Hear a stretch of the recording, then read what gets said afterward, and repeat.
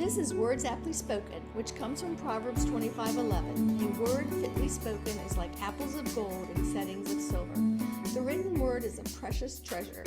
We want to preserve written knowledge for God's glory and as an anchor to the history of the church and its classical conversations. We hope to encourage the reading of words and of the word.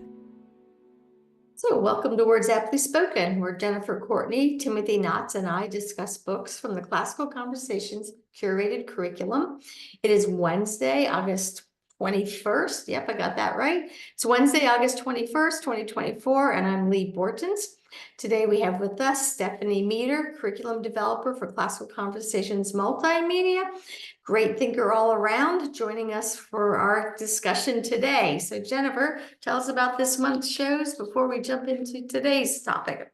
Yes, and I just have to call attention to Stephanie's beautiful background. She just moved and has her library set up. So great conversationalist and lover of books, as you can see. So this month we have been looking at Challenge 2 literature, which is British literature. And this is fun for me because I'm tutoring Challenge 2 yet again this year. And we've discussed Robinson Crusoe and Animal Farm so far and have had a blast doing it. And today we're going to talk about The Hobbit, which is a perennial favorite, and we'll finish out this little mini series next time with Something Beautiful for God by Malcolm Muggeridge. That's great. Yeah, and I just thank everybody for being here. And if you're interested in knowing about our past episodes, you can go to my YouTube channel at Lee Bortons, or you can go to leebortons.com, and both of them have archived episodes as well as the calendar for upcoming episodes. And of course, links to where you can purchase the books we're discussing so that you can join in. So thanks, team, for being here. And I'm really looking forward to our discussions, one of our favorite books. I know, I almost feel silly asking our normal question because we do love this book so much. It feels silly to ask, but I am going to ask, why did you make The Hobbit part of the challenge curriculum? Well, besides the obvious answers about it being a good book and part of the Fellowship of the Ring, and we all want to participate in that, and there's lots of feasting, and it's about a person resistant to adventure, which sometimes our students are, and sometimes our parents are resistant. All those great, things that we can get life lessons from. But this book is very different than all the other ones to me because it's a flip on our coming of age series that we mostly pick for A, B, 1, and 2. And this is what I mean.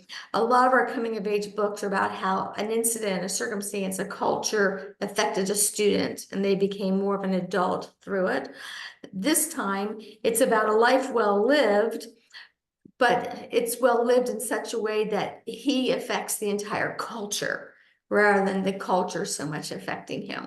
Because if the Hobbit had stayed within his culture, he would have just stayed in his beautiful little home and had breakfast a lot. But he decided single-handedly with people behind him, but he knew his responsibility. So to go ahead and do something that had such bigger consequences than his own maturity. Yeah, so he's coming of age, but already of age. He goes on his quest and adventure much later in life. Yes, so we have several things to celebrate in what you said there, Lee. Most homeschool families are very familiar with second breakfast and 11s and lunch and tea because our kids like to eat all day long. And also, we were just talking about, we've always had a culture where, we call it the challenge program because we're expecting kids to do hard things. We expect them to rise to the occasion. And we also talk amongst ourselves often about the fact that great things rarely come out of being comfortable. And that could be sort of the subtitle of The Hobbit. So good lessons there. All right. Well, we also talk a lot here about how Tolkien and C.S. Lewis, another beloved author friend of ours, we're such good friends in real life. We get to be friends with them after their death, but when they were alive, they were good friends. So Tim, tell us kind of how they were friends and how they influenced each other's writing. Yes, it's kind of amazing and wonderful that these two men who wrote books that are some of our most beloved Christian authors' books in the last several hundred years, most read, most reread, books. Many of us revisit these time after time because they're so good. And it's just wonderful that they were friends to one another, Tolkien and Lewis, and they had such influence on one another while not necessarily always seeing eye to eye. So both Lewis and Tolkien had a lot in common.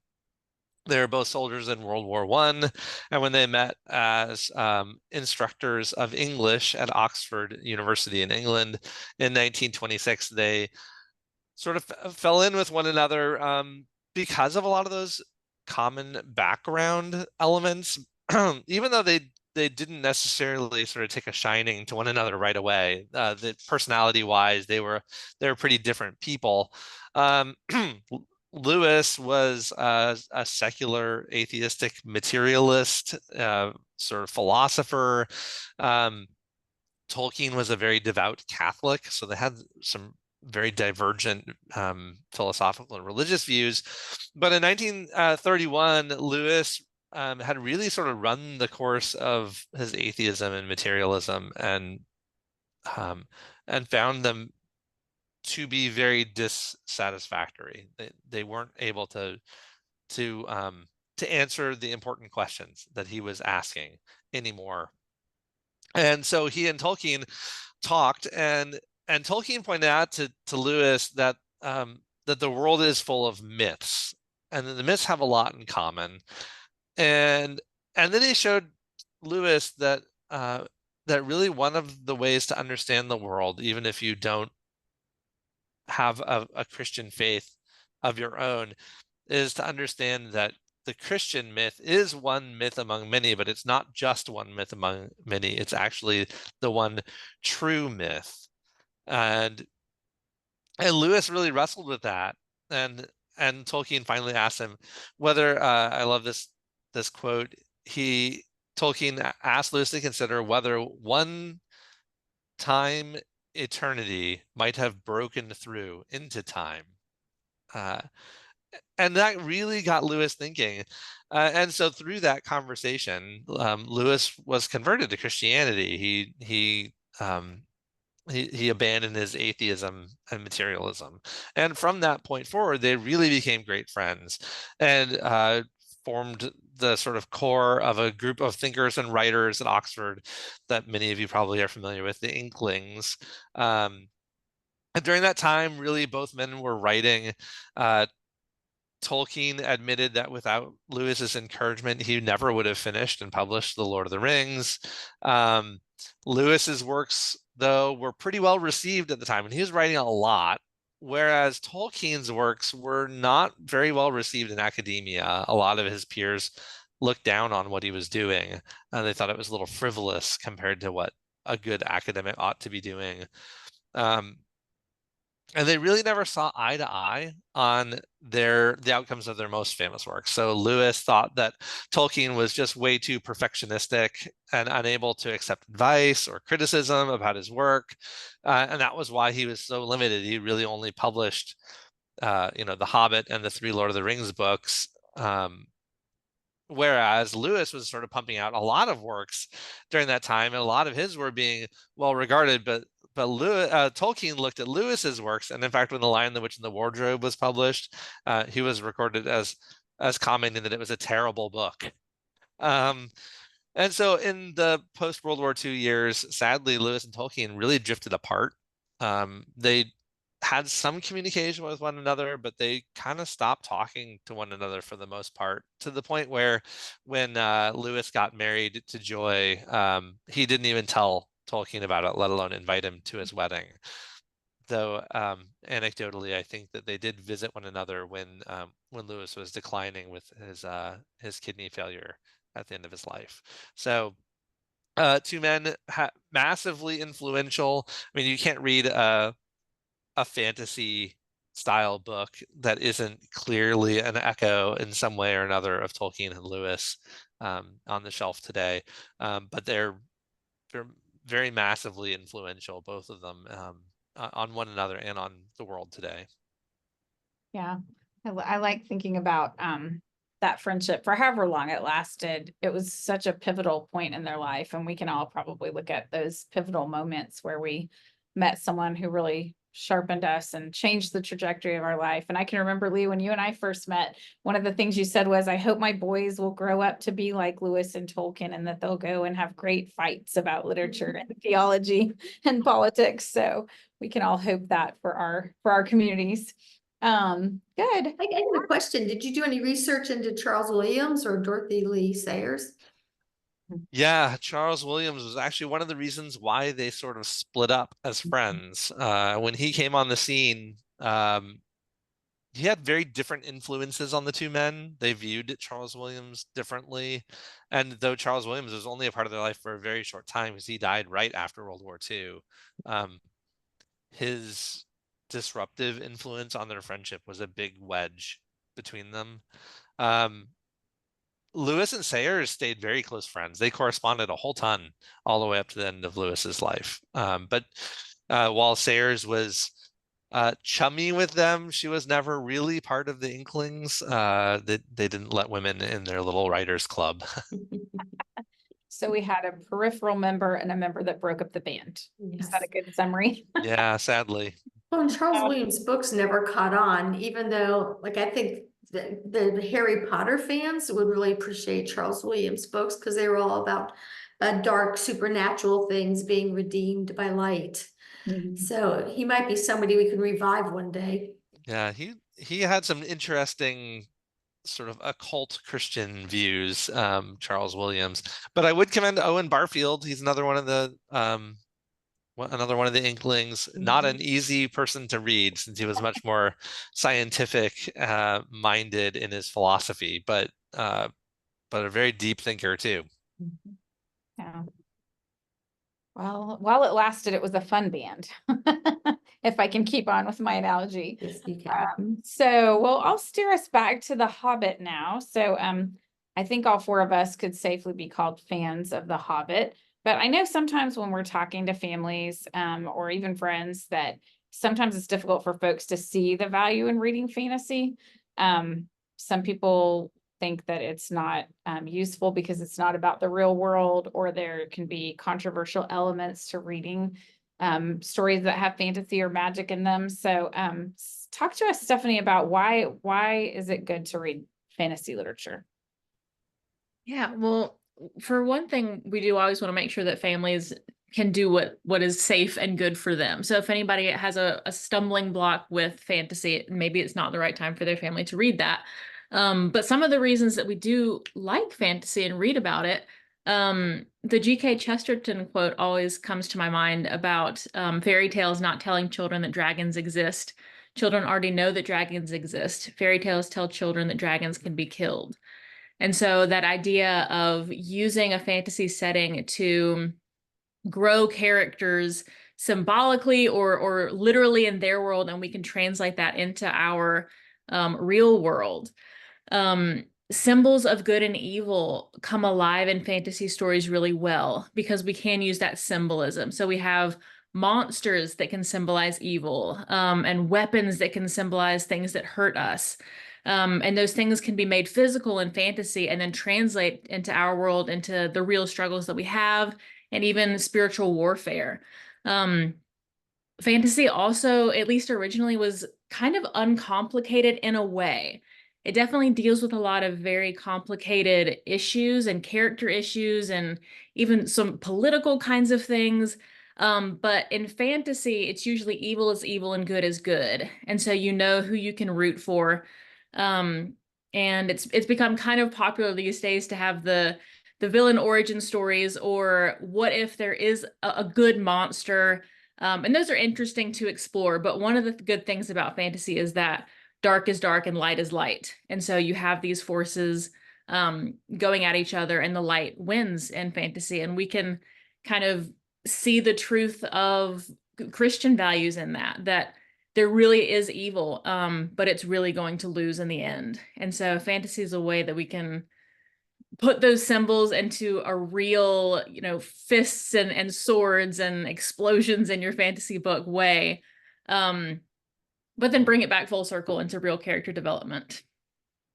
Yeah, I really appreciate what you said about that, Stephanie. So we talk a lot about two things. One is that fantasy can be truer than what we would usually consider to be a factual story. It can be the truest truth, kind of like Tim was talking about the one true myth, that because those stories can be very clarifying of good versus evil, they tend to be truer than true. And so we've had that same discussion before here on this book club about myths and fairy tales and legends and tall tales and folk stories, that they can be truer than true, and that they are uncomplicated in the way of having clear heroes and clear villains, which helps our young people sort out the way the world should be.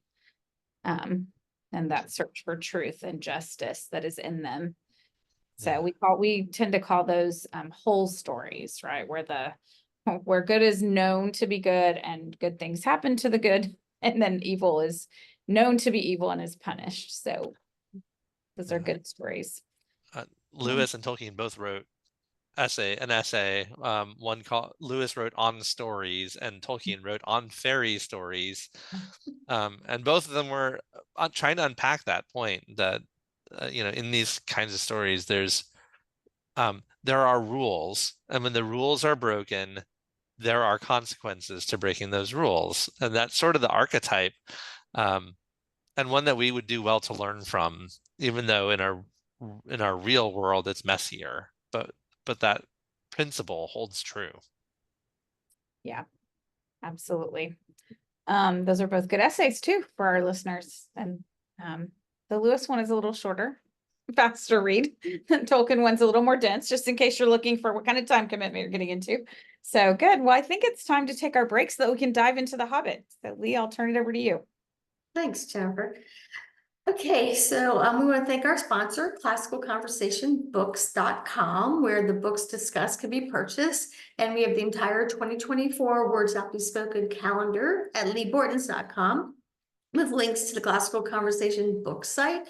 And we just appreciate the time that books.com gives to you guys so that we can all do this project together.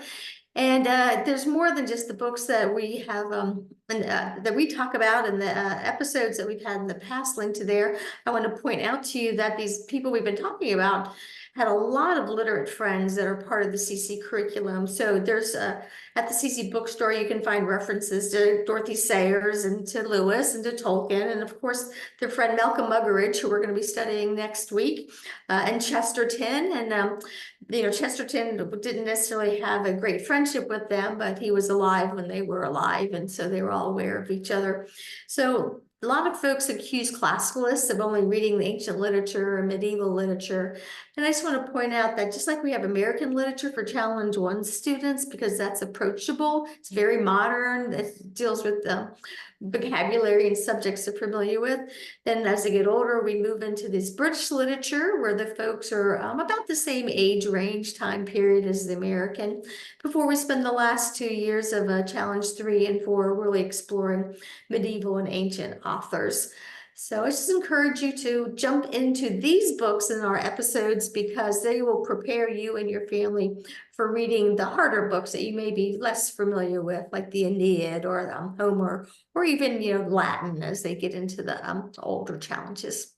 So thanks to everybody for being here, and something beautiful for God next week will be just really a beautiful discussion too. Absolutely. So, yeah, I liked what you said, and The Hobbit is a good example of that. This is one of the challenge books that can easily be read aloud with your whole family. Your younger kids can just enjoy the adventure of Bilbo and the dwarves and, fighting a dragon and all those things while your older kids are, diving deeper into the meaning of it. So it's a great one for the whole family. All right. So, in this book, The Hobbit, he is Bilbo Baggins, the main character, the Hobbit with whom we are most concerned, writes an autobiography about his adventures, and he calls it There and Back Again. So we've already talked about how he is probably pretty attached to home. So you can see why he would title his book There and Back Again, because where he lives is very important to him. But we would probably argue that although he physically comes back, he's not the same Bilbo who left.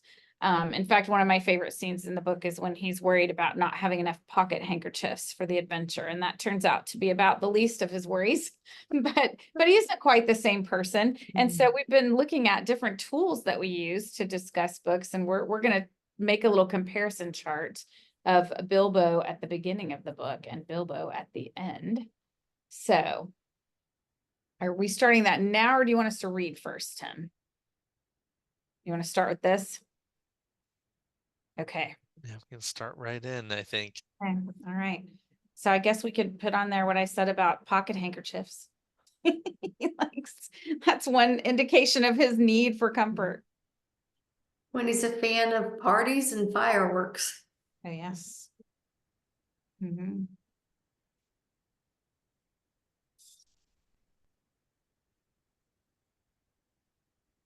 I mean, I don't think there's anything more cozy in the world than a hobbit hole. So he likes, you know, coziness.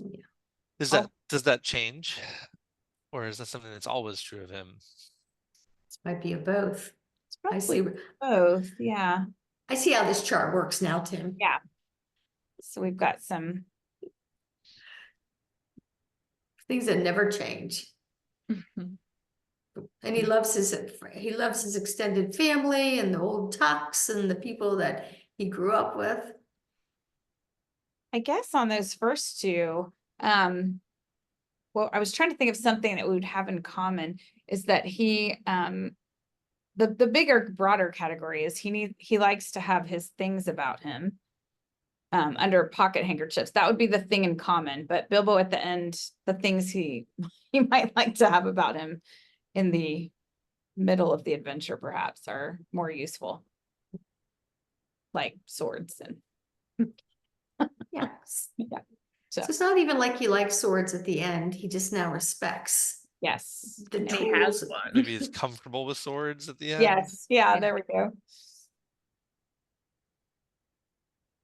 When he's also comfortable now with oh, strange person pass by. Now he's like, oh, that's a great thing. You never know what adventure they're going to be on. So that's the beginning and end. Discomfort with strangers and now welcoming of strangers. Yeah. So Yeah. do you think he's when you said that, Lee, I just wondered, do you think he sort of has some prejudices about dwarfs? Oh, yes. Yeah. So And we get that through some of the narration as well. I can't remember the exact quote, but there's some quote about the dwarves were okay if you didn't expect too much of them. yeah. It's like, okay. And I have to make sure I use the appropriate. There you go. Yes, The Tolkien was plural. dwarves and Lewis was dwarfs, right? Yes. Yes. And And in now the he's- end, was he prejudiced for dwarfs? We I saw think dwarves. I think he was maybe, well, he had some not great experiences with elves as well. Like there were some good and some bad. I don't know. I'm thinking about his prejudice maybe is broader or just and just dwarves. yeah. Well, it's hard to love things you don't know, people Yeah. or events or objects. Yeah. So his adventure allowed him to get to know them. And he did find there's some evil dwarves and there's some evil elves out there. And sometimes you're right to not like that person. Right. So in some sense, he went from ignorant to knowing, right? Yeah, Did he also go from timid to bold? for sure. I mean, right, one of the best lines in The Hobbit was, that he has a great deal more in himself than he knows. Mhm. I butchered the line, but that's close. It is. He's always small. Both Bilbos are small. He's a good thief because he's small and he can be sneaky. Yeah, Quiet, yeah. small and quiet. Oh, and that's something he never thought he would be, was a thief. Mm-hmm. Hmm. I don't know where to put that. I guess we could put doesn't steal. Well, so maybe he was insulted by being considered Yeah, a the thief? burglar of the company, the company's Burglar. burglar. Burglar. Yeah, burglar. Nope. No way. How do we spell burglar? No, there we go. There you go. Burglar. Not a word I often have to spell. I know. By the end, he kind of owns his role, right? Yeah. Well, and it's not this, though there is an element of thievery to it, it's more because he needs to get something that's very important. Right. He's returning pretty. Yeah, so we have timid and bold. Sorry, I was about to say fearful. I forgot we had already covered that. Yeah. Another one of my favorite lines, which I will also butcher because I don't have it memorized, is the moment when he's in the tunnel about to face Smaug the dragon, and he says he faced the real danger in the tunnel alone. Just by deciding to go in there, that was the real danger. That I actually overcome my fear and face the dragon.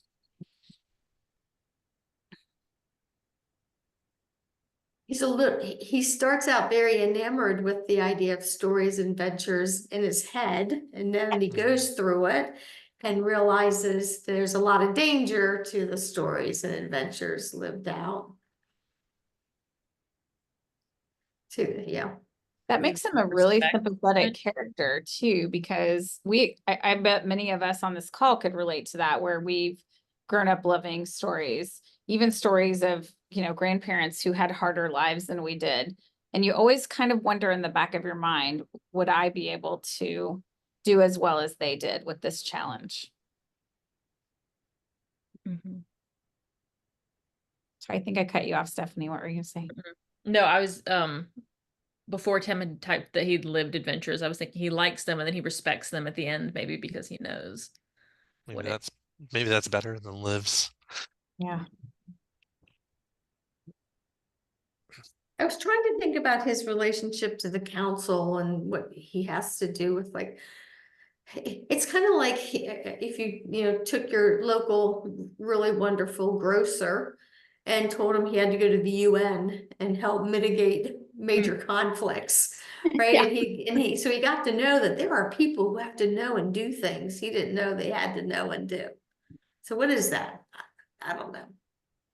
Yeah. Well, his world gets bigger. So his like very small world at the beginning, and then in the end, he sees so much more of the gears of the world. Yeah. I was wondering about, one of the interesting contrasts in the book is him and Thorin, the, leader of the dwarves. They're both small. So here's where I'm trying to make a connection. Let's see if you guys can help me. So they're both small, but Thorin has so much authority in the beginning. So I was trying to figure out, does Bilbo achieve that level of authority? He definitely has respect at the end. Does he have? It's different, right? So Thorns would be more like a warrior's, and you better do what he says, versus Bilbo. If you don't know him, you're not going to know why you need to respect him, because he's very quiet about what he does. Yeah. He leads by example. Not that Thorin doesn't, but Bilbo is more just quietly trying to do the right thing and not command others so much. He maybe doesn't have authority as much as he has respect, or That's what I was thinking. So maybe he's at the beginning, he's not respected by the dwarves, but at the end he sure is. Yeah. So he may be prejudiced against them. They are equally prejudiced against him. They're not impressed. I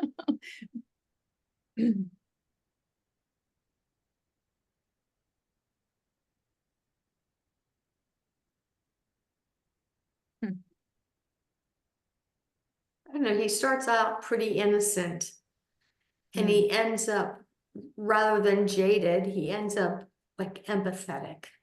I'm trying to think what word. Yeah.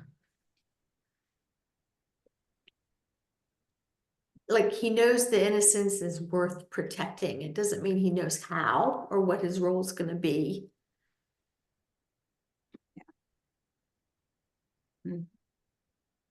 Because one thing that's hard for me in talking about Bilbo is remembering the end of his stories at the beginning of the Lord of the Rings. And it kind of runs together for me, those parts. Yeah.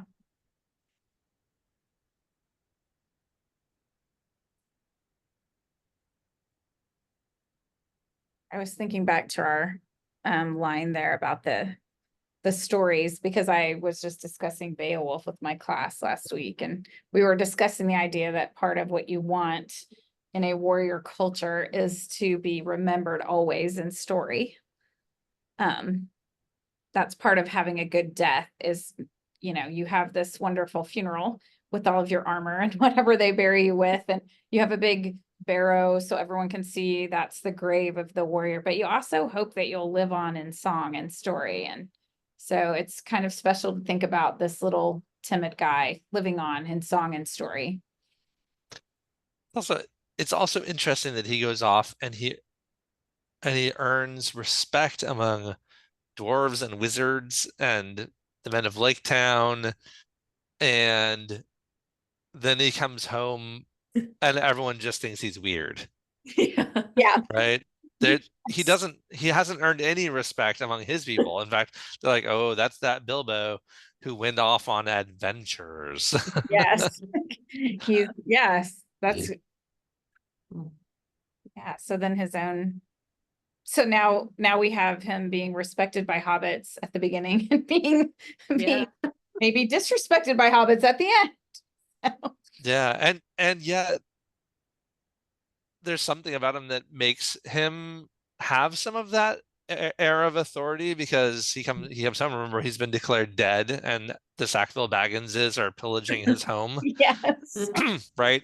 And he reclaims it all, right? He gets back what's his. So there is something that comes back with him, even though I don't even think the other hobbits know what it is. Yeah.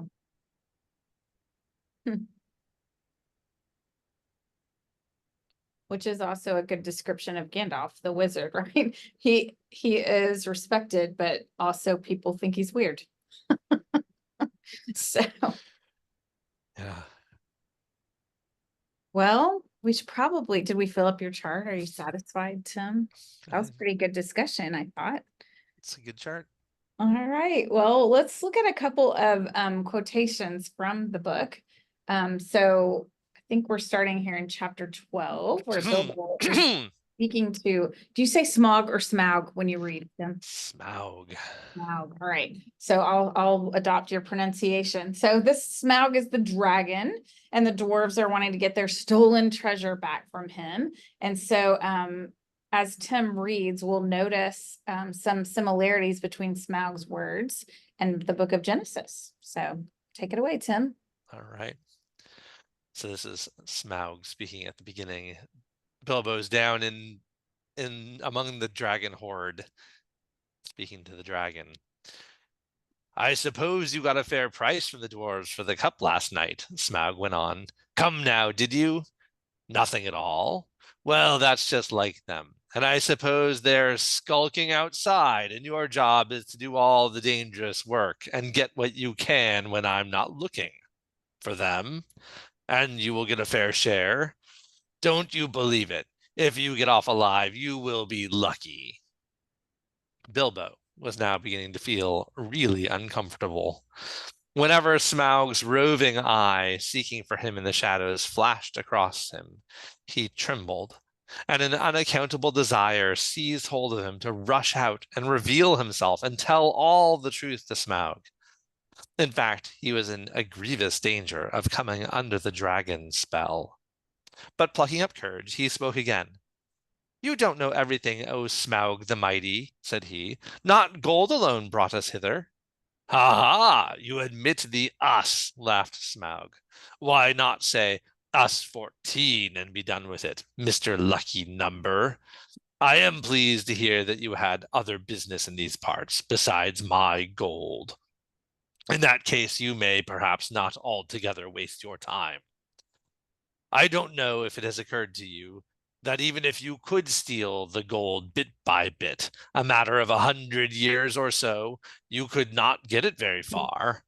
Not much use on the mountainside, not much use in the forest, bless me.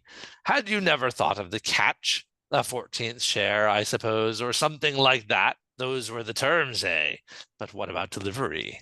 What about cartage? What about armed guards and tolls? And Smaug laughed aloud. He had a wicked and wily heart, and he knew his guesses were not far out, though he suspected that the lake men were at the back of the plans, and that most of the plunder was meant to stop there in the town by the shore that in his young days had been called Esgaroth. You will hardly believe it, but poor Bilbo was really very taken aback. So far, all his thoughts and energies had been concentrated on getting to the mountain and finding the entrance. He had never bothered to wonder how the treasure was to be removed. Certainly never how any part of it that might fall to his share was to be brought all the way back to Bag and Underhill. Now a nasty suspicion began to grow in his mind. Had the dwarves forgotten this important point too? Or were they laughing in their sleeves at him all the time? That is the effect that dragon talk has on the inexperienced. Bilbo, of course, ought to have been on his guard, but Smaug had rather an overwhelming personality.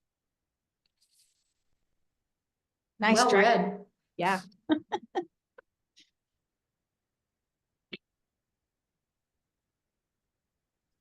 That last paragraph is so telling, isn't it? Now a nasty suspicion began to grow in his mind. All of his fears have just gotten magnified. And also there's that idea of a bad thought taking root in us. So we've talked about that, I think when we were talking about Old World Echoes, that in the Baba Yaga, that the wicked stepmother, when she starts to plot to get rid of the children, because it's a lot like Hansel and Gretel, it says that this evil thought entered her mind and took root and drove out everything else. It reminds me a little bit too of Homer's descriptions of rumor and clamor in the Iliad and the Odyssey. How they run forth and they whisper into people's ears. And discord, and yeah. Oh, and from your note here, you remind us of Genesis, and how's that, like the serpent planting the seeds of doubt of God in Eve, and now Bilbo's doubting the other 13 who brought him so far. Yeah, and both times it's not entirely far-fetched, it's not entirely untrue. There's that kernel of truth in what the serpent says to Adam and Eve, and there's a little bit of truth in what the dragon says, but it's just that getting the victim to doubt the greater purpose or the greater good or the big picture, by getting them to focus on one little thing that maybe they should be worried about or they should be suspicious of, and letting that just kind of, like the rumor, just whisper and take root. Well, and they're surrounded by gold and treasure, and there's a war outside, and there's just so many things to be both fearful and doubting of, as well as enticed by. Yeah. Yeah. And we talked about on our chart, Bilbo's pretty inexperienced in adventure. So he's probably not thought through all these logistics, and it would be the perfect seed of doubt to plant in someone's mind who's not privy to the whole plan and also not used to making that kind of plan. Right. And Smaug is, he's striking very close. And if Bilbo were a dwarf, this would have hit the mark squarely. But while Bilbo is interested in the money or the treasure, that's not really an overarching great motivator for him. The adventure is far more important to him, and doing the right thing than bringing home his 14th share of the dragon hoard. And so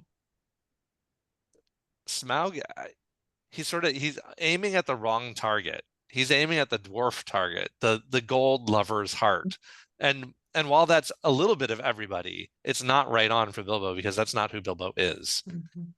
Yeah. I'm trying to remember, did Smaug not know what a hobbit was, and he assumed he was a dwarf when he first got in the cave? Yes, he like smells dwarf on him, but he's like smells something else, but doesn't really know what hobbit is. So he's going with the prejudices he knows. Yeah. And of course, the dragon's great overarching desire is gold. So that's the heart he knows. Yeah. So if we went back to our chart, one of the ways in which Bilbo does go there and back again is that he's not greedy. He's not greedy for material possessions. That's one way in which his character is very static. Well, he really does he loves his home and family, and he likes the men he was traveling with. Mm-hmm. Yep.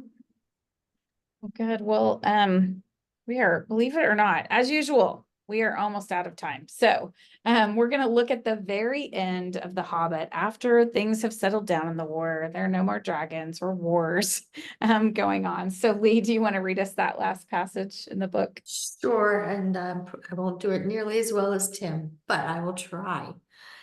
One autumn evening, some years afterwards, Bilbo was sitting in his study writing his memoirs. He thought of calling them There and Back Again, A Hobbit's Holiday, when there was a ring at the door. It was Gandalf and a dwarf, and the dwarf was actually Balin.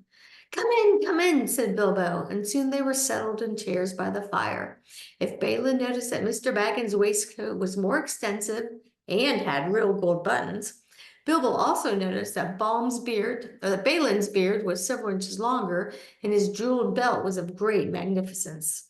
They fell to talking of their times together, of course, and Bilbo asked how things were going in the lands of the mountain. It seemed they were going very well. Bard had rebuilt the town in Dale, and men had gathered to him from the lake and from south and west, and all the valley had become tilled again and rich. And the desolation was now filled with birds and blossoms in spring, and fruit and feasting in autumn. And Lake Town was refounded and was more prosperous than ever. And much wealth went up and down the running river. And there was friendships in those parts between elves and dwarves and men. The old master had come to a bad end. Bard had given him much gold for the help of the lake people, but being of the kind that easily catches such diseases, he fell under the dragon sickness and took most of the gold and fled with it, and died of starvation in the waste, deserted by his companions. The new master is of a wiser kind, said Balin, and very popular, for of course he gets most of the credit for the present prosperity. They're making songs which say that in his day the rivers run with gold. Then the prophecies of the old songs have turned out to be true after a fashion, said Bilbo. Of course, said Gandalf, and why should they not prove true? Surely you don't disbelieve the prophecies because you had a hand in bringing them about yourself. You don't really suppose, do you, that all your adventures and escapes were managed by mere luck, just for your sole benefit? You are a very fine person, Mr. Baggins, and I'm very fond of you, but you are only quite a little fellow in a wide world after all. Oh, thank goodness, said Bilbo, laughing, and handed him the tobacco jar. Oh yeah, we forgot to talk about tobacco. He's a fan of that. That's one of his creature comforts. So, yeah, this made me think of, promises that we see in scripture to trust in the Lord, and his power, and that we are participants in bringing that about. So what do you guys think about that passage and the idea of God's promises? Yeah, the way that God says that he makes use of us, right? We're agents for God when we act on his behalf, and he makes use of us to do his will and work things out for his people. Yeah, and I love the echoes here of the restoration, right? The dragon, the serpent, is defeated, and the thing that was a waste is now restored to a paradise. Yeah. And what a great phrase, the dragon sickness came upon the old master. That's what a way to describe sin. Satan sickness. Well, and also the fact that, it's a very popular topic now. He fled with gold and died of starvation because you can't eat it. Right. Yeah. It's one of the problems with dragon sickness, isn't it? Yes. Yeah. I love also that he says, I'm very fond of you, but you're only quite a little fellow in a wide world. That's a good reminder to all of us that it's exciting that we have a part in this story. And also it's bigger than our part in it. It's bigger than we can usually see or comprehend, but we can also trust that it will all come out right in the end. and it's not all about us. Mhm. I think that's one of the beautiful things about homeschooling as a Christian is that you know that, and that's why you pour so much time and energy into the next generation and helping them to know God and make Him known, because we know we may just be that tiny thread in a great big tapestry, but we are a thread that holds something together. And so, we can appreciate both our smallness as well as its effect on this paradise that we're expecting. Nice. Yeah. Well, now we really are out of time, and that was a good thought to end on, Lee. So, All right, well, thanks everybody for coming, and we look forward to talking about Mother Teresa next week. Bye, everyone. bye.